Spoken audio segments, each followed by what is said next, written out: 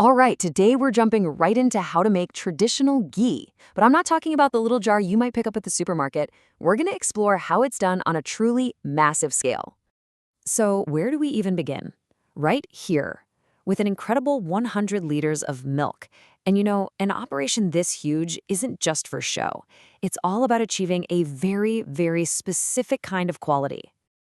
And the ultimate goal is to create what's known in Hindi as bilkul shuddh desi ghee. That translates to perfectly pure traditional ghee. So yeah, that makes it super clear that this isn't just about quantity, it's about uncompromising authenticity. Okay, so the big question is, how in the world do you turn this ocean of milk into that pure golden ghee? Well, it's a pretty fascinating multi-stage process, so let's break down the very first phase. This first big phase really comes down to three simple but totally essential actions. First, you strain the milk. Then, you boil it. And finally, you set it to culture. Let's dive into step one. All right, step one, straining for purity. The entire process kicks off with this. It seems simple, but it's a critical step for creating a clean, pure foundation for everything that's going to happen next. Look, when you're dealing with a batch this large, there's just zero room for impurities. Every single drop of those 100 liters has got to be thoroughly strained before you can even think about moving on. It's a non-negotiable rule for purity. Okay, next up is step two, the boiling point. Now we're bringing the heat. This is where we prepare that massive quantity of milk for its real transformation. So once it's all strained, the entire batch is brought to a boil. Now, this does a couple of things. It acts as a final purification step, and it gets the milk perfectly ready for the good bacteria we're about to introduce.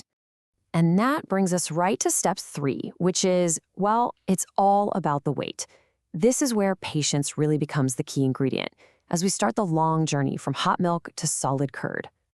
To kick things off, a starter culture is added. It's traditionally called Purani Hath, which basically just means old starter. And really, that's what it is, a bit of a previous batch of curd that's rich with all the live bacteria needed to ferment the milk. So what does this long wait actually look like? Well, here's the breakdown. At hour 0, the starter gets mixed into the warm milk. Then, for the next 18 hours, it's left completely alone to cool down and ferment. You just let it do its thing until the transformation is complete. And the product of this whole fermentation process is called dahi, or curd. If you're not familiar with it, just think of it as a traditional yogurt.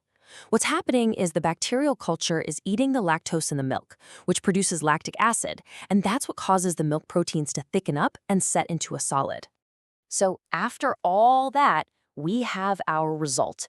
The first 3 steps are done, and the milk has successfully transformed into curd. That marks the end of this whole initial phase.